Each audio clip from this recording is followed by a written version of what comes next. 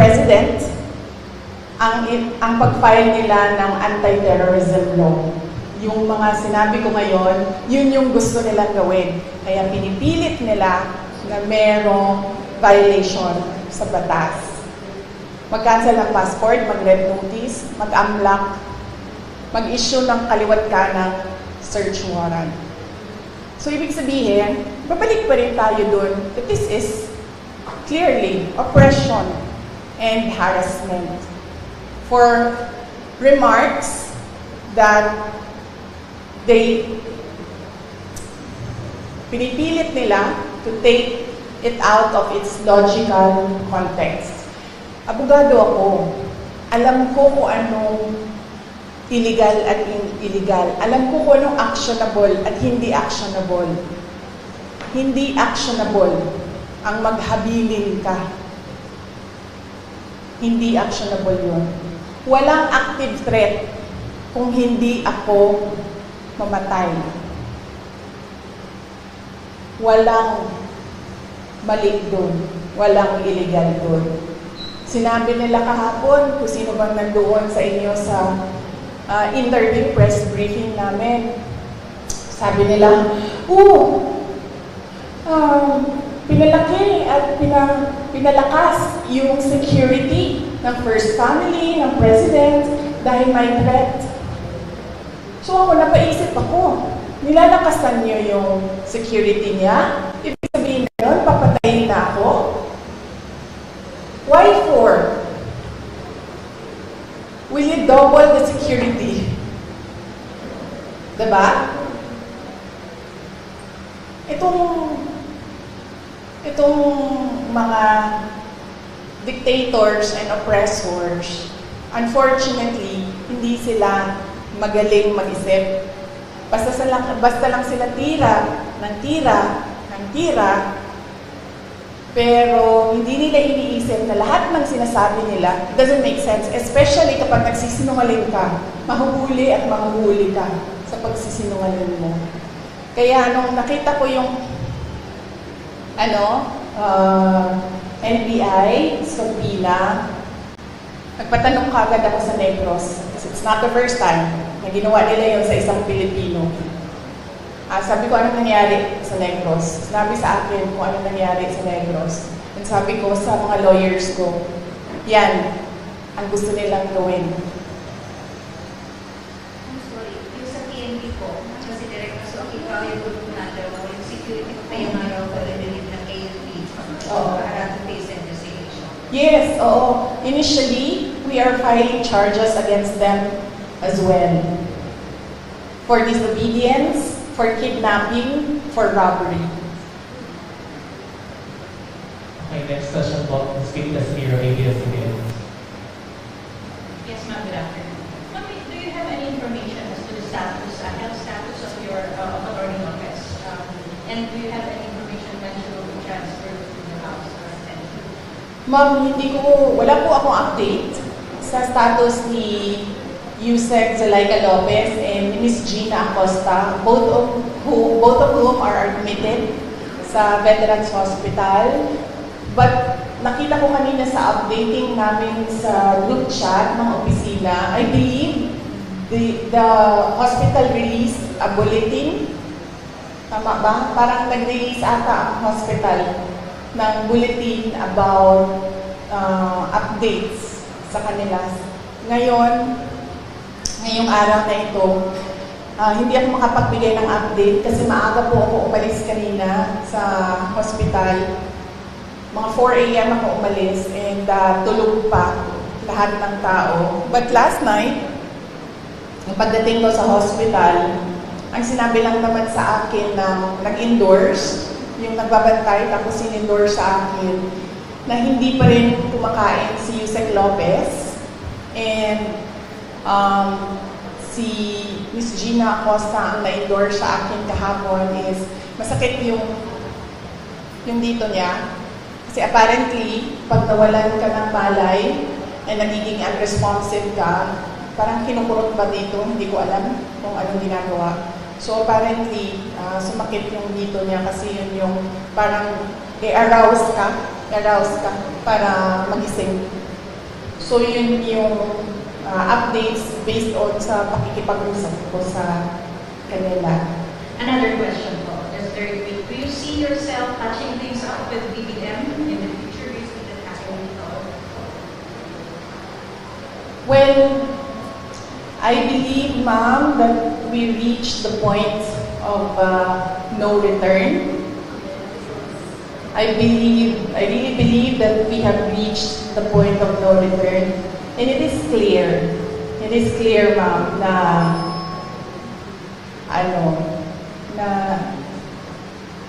parang they are really going after me. At gusto talaga nila akong tanggalin sa posisyon. And totoo talaga yung mga sinasabi ko na threats sa akin. Bago pa man nangyari yung kaguluhan sa House of Representatives noong nakaraang Friday, documented lahat ng threats sa akin, sa Office of the Vice President Personnel, and even sa aking family. So, gusto kasi mag-Vice President ni Martin Romualdez. At hindi niya alam, ayaw ng mga congressman at ng mga senador na mag-Vice President si Martin Romualdez. At hindi niya alam na ayaw ng taong bayan mag-President si Martin Romualdez. Unfortunately, hindi maintindihan yon ni Martin Romualdez. Yun yung problema. Okay, next, from Mirza Cortez, RMN News, Nina.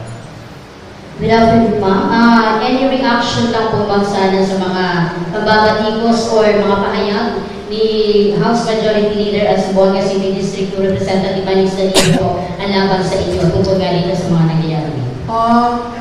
Well, hindi ko siya kilala, ma'am. So, huwag na tayo mag-comment sa sino ba yung pangalan ng ma'am? Manix Dalipe po, Congressman Manix Dalipe. I don't know him. I'm sorry. It's difficult for me to give a comment about something na hindi ko alam kung ano sinabi niya, sir. At hindi ko po siya kilala. Next, Sir Marco Polo, Brigada News. Good afternoon, ma'am Sarah. Maliban po doon sa lumalabas na plano ng higher house or House of Representative para impeach ka, ma'am, ano po masasabi yun? Well, they can always try na mag-impeachment. They can always, gumastos at magwaldas ng pera ng gobyerno para i-impeach ang Vice President. Kung yan ba naman ang gusto nila, magwaldas ng pera at pagtakpan ang kakulangan at pagsisinungaling ng administrasyon. Para lang hindi mapansin ng mga tao na maraming mga pangako ang napako ay babanatan nila ako. And then they can try. And then let's see. Diba? If I get impeached, then that is my end. Tapos. Okay, thank you for that answer, ma'am. And for my last part, sa local front ng Zamboanga City at Zamboanga Peninsula, maliban po sa mga tulong na binigay niyo po yung tulad ng ayuda sa medical and other, ano po yung mga future na nakalaan po para sa Zamboanga Peninsula na po dito sa Zamboanga City? Opo. Yes, sir. Thank you for the question. Nag-aantay kami ng final budget ng Office of the Vice President sa ilalim ng General Appropriations Act. Pero we are really not hopeful anymore kasi nakikita nyo naman kung gaano ka-intense yung gusto nilang pilayan ang Office of the Vice President. So, we're not hopeful. Kung meron mang budget, and then yung kung ano man yung maibigay na budget, pagkasya namin yung mga projects namin doon. Ang mangyayari nito, kunwari man, As an example, noon meron kaming 40,000 beneficiaries a year. Siguro we'll reduce it to 10,000 beneficiaries a year. Ganun yung mangyayari. Ida-downsize yung mga projects. That is if kung merong pera para sa projects. Kung wala naman pong pera para sa mga projects, ang maiwan lang ay pambayad ng sweldo ng mga tao, ng mga employees ng Office of the Representatives, then dapat kayo magreklamo, taong bayan. Kasi nagsusweldo kayo ng mga tao tulad ko. May I just remind you, I have the second highest salary in the government, and yet wala akong gagawin kasi wala kaming projects. Magreklamo kayo. Bakit namin siyang bayaran ng sweldo? Wala naman siyang project. Walang gagawin niyang babae niyan. Hindi magtatrabaho yan kasi walang project. Diba? So yes, dapat kayo magreklamo niyan. Magbabayad kayo sa amin. Pero hindi kami magkakapagtrabaho dahil walang proyekto, walang budget. Last two questions. One from Mr. John Ortiz. Yes, good afternoon po. Good afternoon po, Vice President. I am Theodore Berkeley sa pag-ayag ko sa mga amidst all this, sa lahat ng mga nangyayari, sinasabi yung harassment, yung ino-oppress kayo, and yet, nandito pa sa Zamboanga City, binisita mo yung Basilan. Oo. Saan po kayo humuhugot ng nakasasok na moment, Vice? Bakit patuloy po kayong lumalakad? Yes. Before ako pumunta dito, as you know, your former mayor in Zamboanga City, Ma'am Becky Maco is my friend, no? Exactly the same question ang tinanong niya sa akin kanina. Ako naman kasi, politiko ako. Yun din sinabi ko kay Ma'am Beng, sabi ko, ikaw politiko ka rin. Ang dami mo din pinagdaanan. Ibig sabihin, sanay kami sa ganyan ang mga politiko. So, ibig sabihin, hindi ka na nasa stress sa ganyan. Ang problema sa akin is kapag nagkulang ang tulog at gutom, yun lang talaga yung nakaka-apekto sa akin. Kaya kailangan sa akin, kapag 3 araw na yung sunod-sunod na walang tulog, bigyan mo talaga ako ng 1 araw na mabawi ko yung 3 araw na tulog. Para nare-refresh yung pag-iisip. So, kung hindi mo ako pakainin say for 12 hours, dapat mo akong pakainin on the 13th hour. Otherwise, mainit na yung ulo. So, simple lang, sir. Kailangan lang ng tamang tulog at tamang kain. Yung all the rest, wala na yan. Kaparte yan ng buhay ng isang politiko. Last one, ma'am. Reaction on the disbarment case filed against you? Yes, meron akong 3 disbarment cases. If you can remember, 2011, sa Sheriff, hindi pa tapos yun hanggang ngayon. May disbarment case ako doon. Tapos meron akong disbarment. Nabasa ko lang ito sa mga, sa mga group chat. So, hindi ko lang alam kung tama. Correct me. Tapos isang disbarment case sa pagtatapon ng bangkay. Tapos isang disbarment case sa revenge from the grave. No? So, yun. 3 yung... but let me clarify kasi yung 2, I've not read or I've not received the complaint. So, hindi ko masabi kung ano talagang nakalagay doon. Binabase ko lang siya sa news reports na lumalabas. Yung isa, binase ko sa announcement ng Supreme Court, and then yung isa, binase ko sa announcement ni Larry Gadon. Thank you, sir. One last follow-up from Jimmy Seven. Grabe naman po si Mike. Minsan lang ako dito sa Zamboanga City. Time out daw. Yes, ma'am. Para sa question of this one, so what's your take on that, ma'am, na halos pinagsabay-sabay ang 3, mas meron parang pending o papalo po ng disbarment case against yung territory? Oo. Well, kasama din yun, ma'am. Kasama din yung lahat na. Sa Bisaya pa, tira bahala. kung unsay mo dikit, maoy ko anon, may mudaog, ano ba? So, babanatan natin siya, tingnan natin dito kung saan yung tatama. Anak na siya. Yesterday you mentioned na isang threat sa inyo is yung pag-absorb ng PSG, ng PSC sa inyong DPSPG. But now that they are totally, taking over and replacing all yung security sa PSPG and PNP, how do you feel about it? I'd like to hold comment dyan, ma'am. Kasi napapansin ko, base lang din naman sa balita, nagbabago-bago yung sinasabi nila. Hindi ko lang alam kung nasusundan ninyo. Nagbabago-bago yung sinasabi.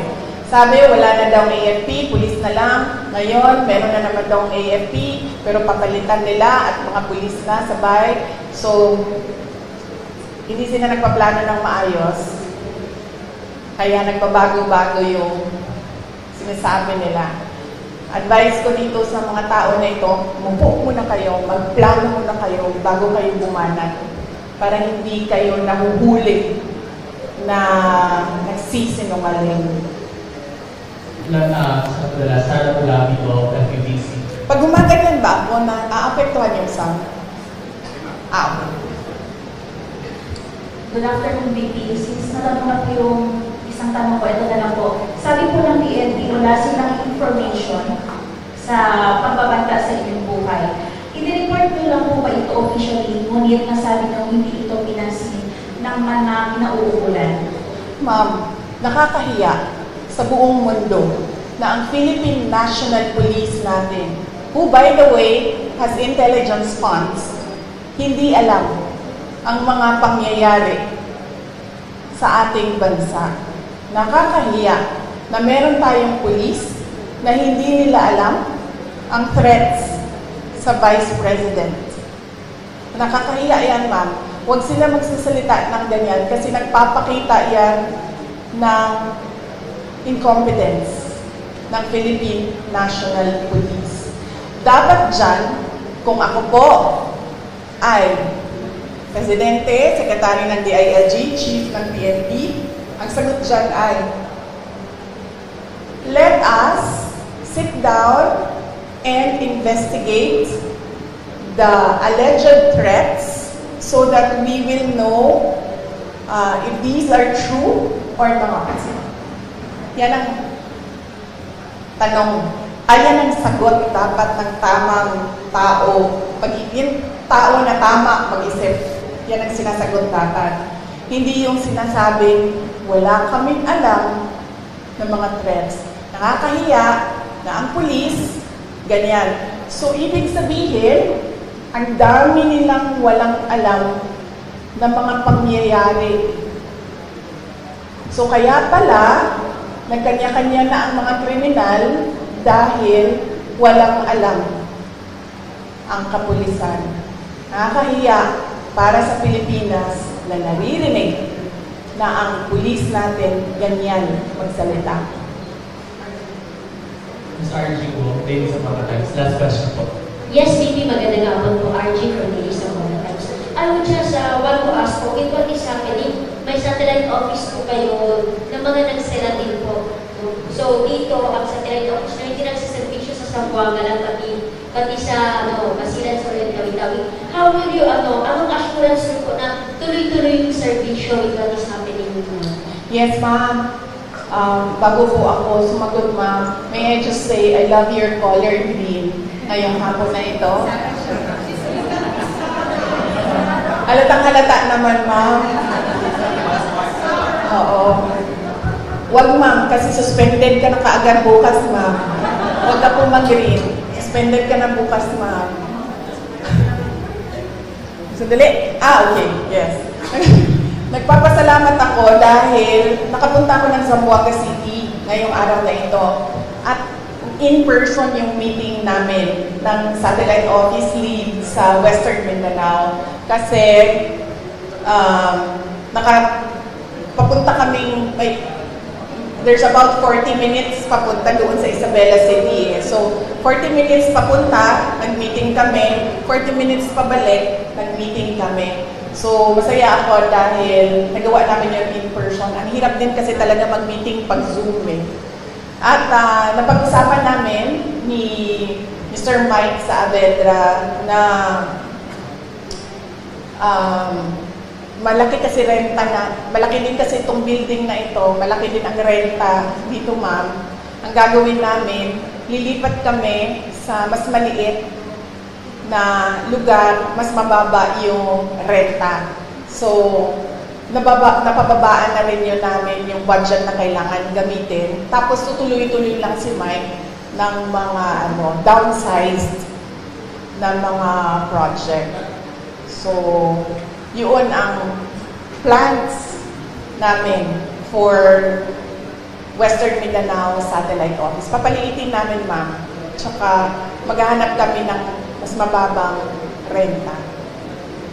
Ma'am, very last question related by the OBP Media po. Baka may sagot po kayo sa sagot ni DA Secretary Q. Laurel tungkol sa 20 pesos bigas na remarks niyo po kay BBM versus BBM. Ano ba sinabi niya? Pwede, saan ang sinabi ni... This is related by the OBP Media po. Yung baka may sagot daw po kayo regarding sa sagot ni DA Sec. Q. Laurel tungkol sa 20 pesos bigas remarks niyo po versus BBM. Ano sinabi niya? Hindi ko alam. Sorry Hindi ko alam kasi. Ano sinabi ni... Wala. Ang sabi po niya ay matalino naman siya, di ba? Iba yung panahon noon na ngayon. Pag-aralan niya muna bago magsalita. Okay. Yes. Tama naman siya doon. Matalino talaga ako.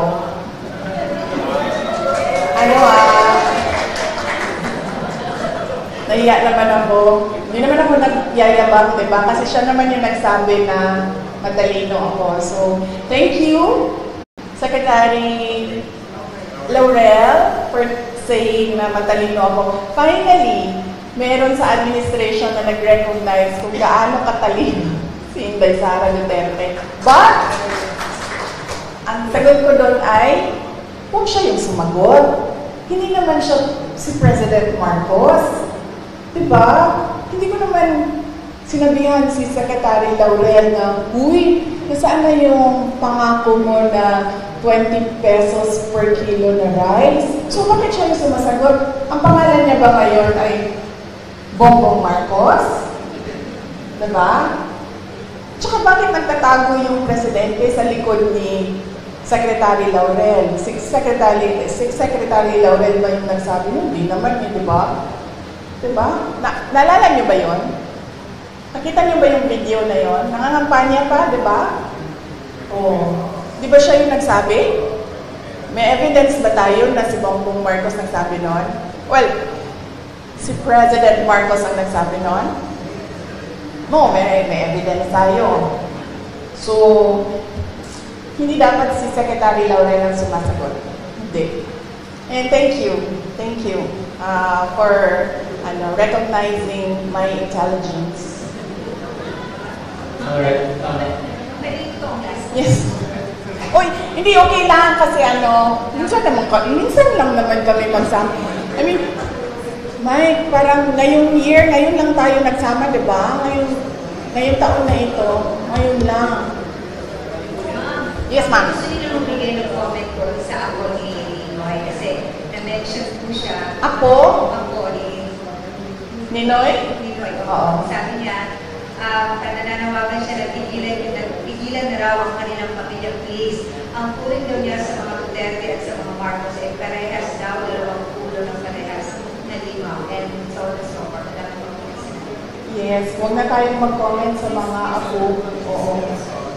Kasi natural sa mga anak at apo ang affinity sa mga magulang at sa grandparents. So, huwag na natin sagutin yan. Question, Joseph sa Sobrado po.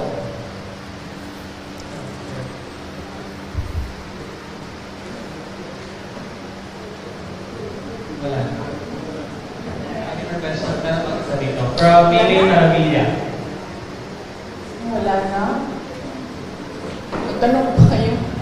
Kasi nakakapagod yung biyahe. Tapos, walang tanong. Yes, yes, ma'am. So, good afternoon po, VP. What is the Vice President Sara Duterte's current stance on supporting specific political groups or candidates in Zamboanga City as the 2025 elections approach? Considering Congressman Manny Felipe, the majority floor leader is owned by the administration. Okay. So, at the moment, no, there was an initial meeting with candidates, senator candidates of the PDP party. And I am not a member of PDP. They've been trying to recruit me, and I've been telling them that I have to think about joining a party because right now I am enjoying that I am free and I don't have to answer to a political party. And I don't have to toe the line of a political party. So I have to think about that. But I told them that I can help you strategize on what to do. Initially, during the meeting, I gave them suggestions. I gave them suggestions on what they can do, on how they can strengthen their campaign, on how they can strengthen the branding. So that's about it for now. There was no talks of campaigning. Yes, but I told them if you need someone to talk to about strategizing on how to run the campaign, I'd be glad to help. I'd gladly help.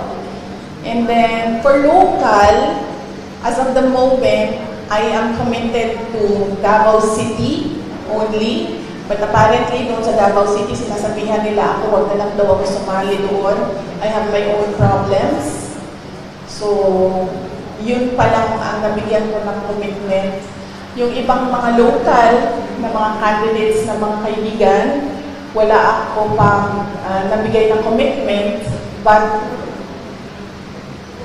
sa tingin ko naman, parang wala din sigurong magkaka-interest na hanapin ako or i-request ako dahil lahat ngayon natatap.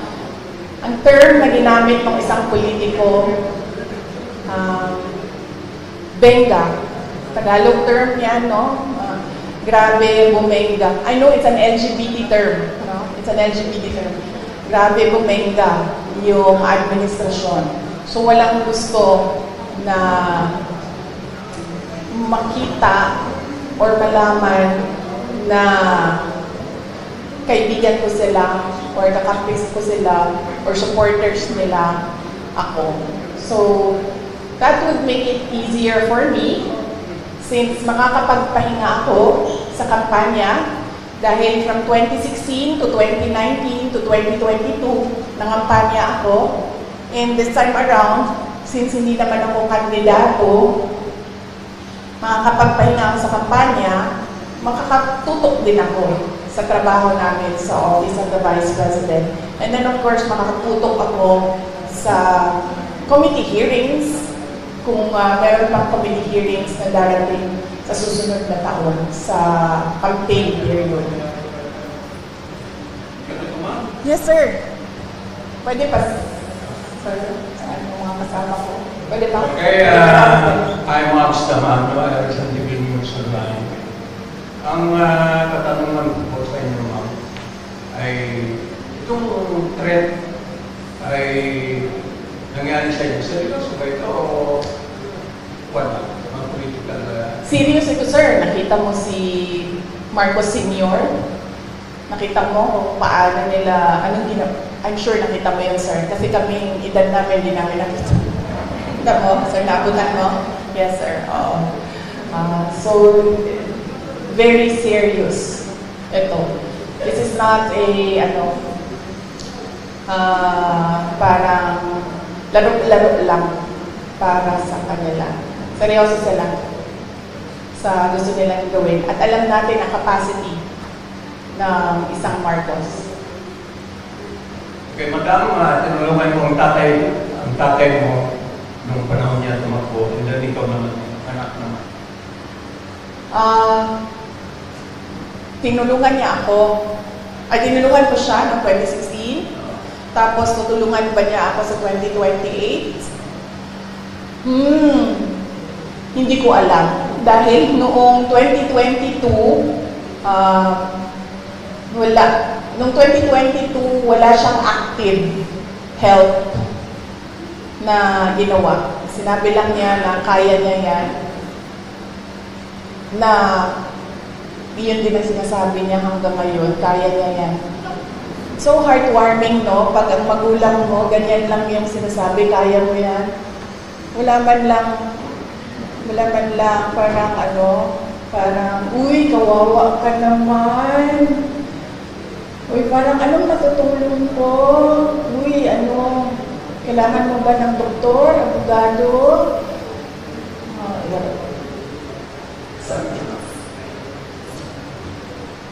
Heartwarming kung ganyan yung concern ng magulang mo. Another question from my end.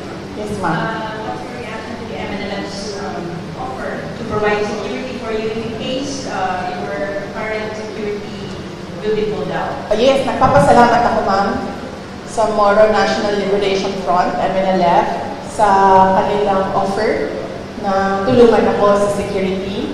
But right now, meron na akong mga kaibigan na gumagawa ng paraan kung paano gawin ang aking security in case na magkakaproblema talaga kami with the armed forces of the Philippines, particularly the unit ng Presidential Security Command. Saying between no matter what, hindi tatanggapin ang PSPG ng PNP that will take over for PSPG. Yes, ma'am. Ang kasi, ma'am, ang Presidential Security Group o PSG na ngayon ay pangalan niya PSC, Presidential Security Command. Ang batas na gumawa noon, may mandato siya. Ang mandate niya is the protection of the President and his family, protection of the Vice President and his family. At meron pang iba. So, ang PSC kasi is a command under the Armed Forces of the Philippines. Walang mga pulis doon. AFP yan sila lahat. Ang mandate ng PSC, President and Vice President. Bakit? Bakit yun ang mandate nila? Kasi our Constitution provides for the line of succession. The Vice President is the first in line. So, ibig sabihin, the state is required, is mandated by the Constitution and by laws to protect the Vice President. Kasi pag nawala ang Presidente, siya yung susunod. Kaya pinoprotektahan din siya. Kasi siya yung reserve. Kasi pag hindi mo pinoprotektahan ng reserve mo, wala ka ng reserve. Ang gagawin yan, pipili sila doon sa mga members ng Congress. O, babalik na naman tayo kay Martin doon. So, baka nga ganun yung gusto nilang gawin, no? Hindi na sila masusunod sa Constitution para na that is something I have to think about again as well. So, yun.